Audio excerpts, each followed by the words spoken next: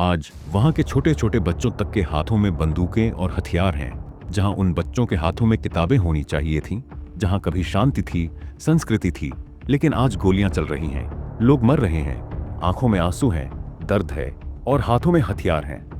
भारत का एक ऐसा राज्य जो हम भूल चुके हैं, या शायद जिसे हमें भूलने दिया गया है। मई 2023 में जो आग लगी थी, वो 2025 में अभी तक नहीं बुझी। एक तरफ मैतेई, दूसरी तरफ कुकी, तीसरी तरफ नागा, और इन सब के बीच फंसा एक ऐसा राज्य जिसका नाम तक हम भूल चुके हैं, जहां लोग जल रहे हैं, लोगों के घर जल रहे हैं और हम सिर्फ तमाशा देख रहे हैं। नाम मणिपुर। क्या मणिपुर सिर्फ एक राज्य है, या भारत के तन पर लगा वो जख्म जिसे कोई देखना ही नहीं चाहता? क्या भारत मणिपुर को सच में खो रहा है, या फिर वो कभी हमारा था ही नहीं? अगर आप मणिपुर की पूरी सच्चाई जानना चाहते हैं तो इस वीडियो को अंत तक जरूर देखें। मणिपुर भारत के नॉर्थ ईस्ट में बसा एक छोटा सा राज्य है, जिसकी कुल आबादी लगभग 37.5 लाख है। यहाँ की सबसे बड़ी जनजाति है मैतेई, जो ज्यादातर मैदानी इलाकों में रहते हैं, और दूसरी तरफ हैं कुकी और नागा, जो पहाड़ी इलाकों में अपनी पहचान बनाए हुए हैं। और आपको यह जानकर हैरानी होगी कि मणिपुर कभी एक अपना अलग देश हुआ करता था, लेकिन भारत की आजादी के लगभग 2 साल बाद सितंबर 1949 में उस समय की भारतीय सरकार ने मणिपुर के महाराजा बोधचंद्र सिंह से इंस्ट्रूमेंट ऑफ एक्सेशन पर दस्तखत करवा लिए, जिससे मणिपुर औपचारिक रूप से भारत का हिस्सा बन गया। मगर कुछ मणिपुरी इस फैसले से बिल्कुल भी खुश नहीं थे। उनका मानना था कि भारत ने जबरदस्ती उनके राज्य पर कब्जा कर लिया, और इसलिए हमें किसी भी तरह मणिपुर को आजाद करवाना होगा। कई संगठनों ने तो भारत के खिलाफ हथियार तक उठा लिए। तब से लेकर आज तक यहां एक अजीब सी दूरी बनी रही, सिर्फ भूगोल में ही नहीं बल्कि लोगों के दिलों में भी। इतिहास गवाह है, हर कुछ सालों में यहां कोई न कोई आंदोलन, हड़ताल या संघर्ष होता ही रहा है। कभी जमीन को लेकर, कभी अपनी पहचान को लेकर, तो कभी अवैध घुसपैठ के डर को लेकर। एक तरफ मैतेई समुदाय जो अपने सांस्कृतिक अधिकारों के लिए लड़ता रहा, और दूसरी तरफ कुकीज, जिन्हें लगता रहा कि उनका अस्तित्व दबाया जा रहा है। और इनके बीच एक खामोश राज्य जिसे शायद कोई सुनना ही नहीं चाहता। मणिपुर में अवैध घुसपैठ ने आग में घी डालने का काम किया, जिसकी वजह से हर समुदाय ने खुद को असुरक्षित महसूस किया। मणिपुर का दर्द एक दिन में पैदा नहीं हुआ, यहाँ हर पीढ़ी ने एक जंग झेली है। लेकिन अब कुछ सालों से जो इनविजिबल वॉर थी, वो अब खुलकर सामने आ रही है, और जिसे देखकर ऐसा लग रहा है जैसे भारत मणिपुर को खो रहा है। और इसकी शुरुआत हुई 31 अक्टूबर 2019 को लंदन में। मणिपुर के 2 सेपरेटिस्ट लीडर्स ने इंटरनेशनल मीडिया के सामने यह ऐलान किया कि उन्होंने मणिपुर की एक नई सरकार बना ली है, और अब से यह राज्य भारत से आजाद हो चुका है। There are many armed groups to fight the Indian forces for the restoration of the independence of Manipur from India. उनके अनुसार यह है मणिपुर के नए प्रधानमंत्री यमबिन बिरेन, और ये हैं विदेश व रक्षा मामलों के मंत्री नरिंगबाम सामरजीत। इनका अगला कदम है संयुक्त राष्ट्र में जाकर अपने इस नए देश के लिए अंतर्राष्ट्रीय मान्यता की मांग करना। उस समय तक मणिपुर में सब कुछ ठीक था, लेकिन फिर आया 3 मई 2023।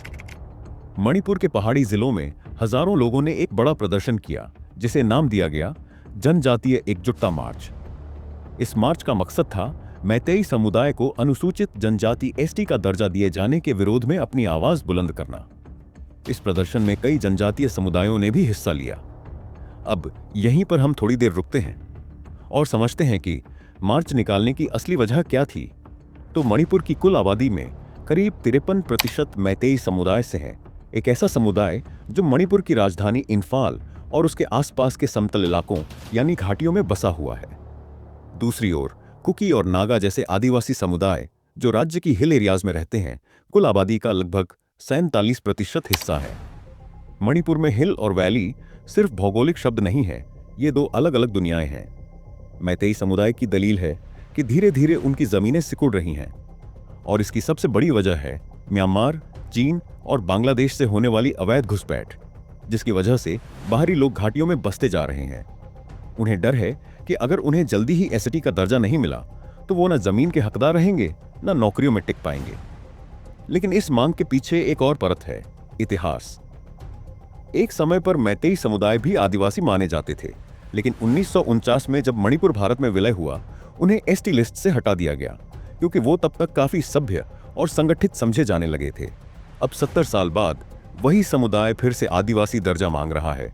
2013 से scheduled tribe demand committee of Manipur लगातार याचिकाएं डालती रही। हर बार एक ही बात, हमें हमारी पहचान वापस दो। और 10 साल की लड़ाई के बाद 2023 में मणिपुर हाईकोर्ट ने एक बड़ा बयान दिया। उन्होंने राज्य सरकार से कहा कि वो मैतेई की मांग पर विचार करे और केंद्र को सिफारिश भेजे।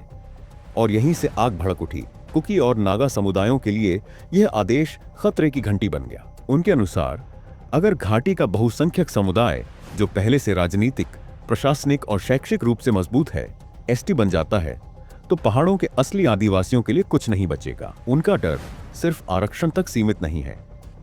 उन्हें लगता है कि मैतेई समुदाय एसटी बनने के बाद हिल एरिया की जमीनों पर भी कब्जा कर लेंगे, क्योंकि मणिपुर में एसटी ही हिल एरियाज में जमीन खरीद सकता है।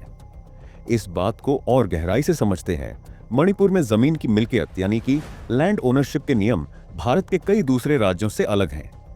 यहाँ का Manipur land revenue and land reforms act 1960 कहता है कि हिल एरिया में केवल एसटी ही जमीन खरीद सकते हैं और रह सकते हैं। यह प्रावधान इसलिए था ताकि जनजातीय समुदाय यानी कि एसटी जैसे कुकी और नागा, जिनका पारंपरिक जीवन पहाड़ियों से जुड़ा है, उनकी जमीनें बाहरी कब्जे से सुरक्षित रहें।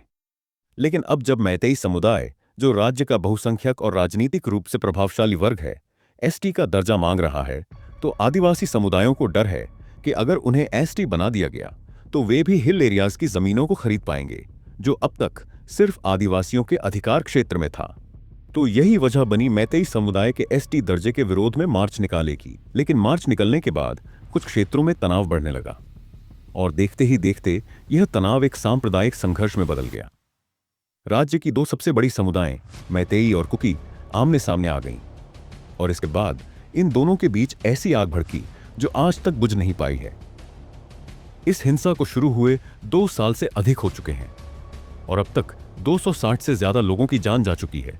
लगभग 1500 लोग घायल हुए हैं और 59,000 से अधिक लोग अपने घरों से बेघर हो चुके हैं, जो अब 300 से ज्यादा राहत शिविरों में रह रहे हैं। पहले से ही राष्ट्रपति शासन लागू है, लेकिन फिर भी हिंसा रुकने का नाम नहीं ले रही। और फिर 7 जून 2025 को मैतेई समुदाय के एक बड़े नेता की गिरफ्तारी के बाद मैतेई समूह के लोगों ने फिर से हिंसा और विरोध प्रदर्शन शुरू कर दिया। स्थिति को और बिगड़ने से रोकने के लिए मणिपुर सरकार ने उसी रात 7 जून रात 11:45 से ही अगले 5 दिनों के लिए 5 जिलों में मोबाइल और इंटरनेट सेवाएं बंद करने का आदेश जारी किया गया। अब यह संघर्ष सिर्फ एक झड़प नहीं रह गया, बल्कि यह पहाड़ी और मैदानी समुदायों के बीच पहचान और जमीन को लेकर गहरी होती खाई का रूप ले चुका है। आज भी मणिपुर में कई ऐसे गांव हैं जहां लोग अब तक वापस नहीं लौट सके हैं। स्कूल और कॉलेज लगातार बंद रहे हैं और छात्रों की शिक्षा पर इसका गंभीर असर पड़ा रहा है।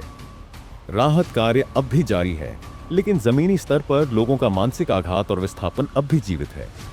मणिपुर आज एक ऐसे मोड़ पर खड़ा है जहां शांति, संवेदनशीलता और सामाजिक एकता की जरूरत पहले से कहीं ज्यादा है। सरकार ने हजारों सुरक्षा बलों को तैनात किया है। इंटरनेट पर बैन लगाकर अफवाहों को रोकने की कोशिश हो रही है।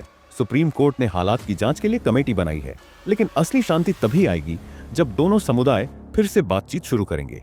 राहत शिविरों में जो लोग हैं वो घर लौटना चाहते हैं, बच्चे स्कूल जाना चाहते हैं, किसान अपनी जमीन पर काम करना चाहते हैं। यह सिर्फ मणिपुर की नहीं, भारत की एकता और भरोसे की भी लड़ाई है।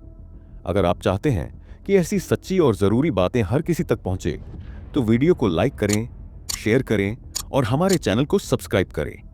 आपकी एक क्लिक से सच की आवाज और तेज हो सकती है। नीचे कमेंट करके बताएं, क्या आपको लगता है मणिपुर में हालात सुधर पाएंगे?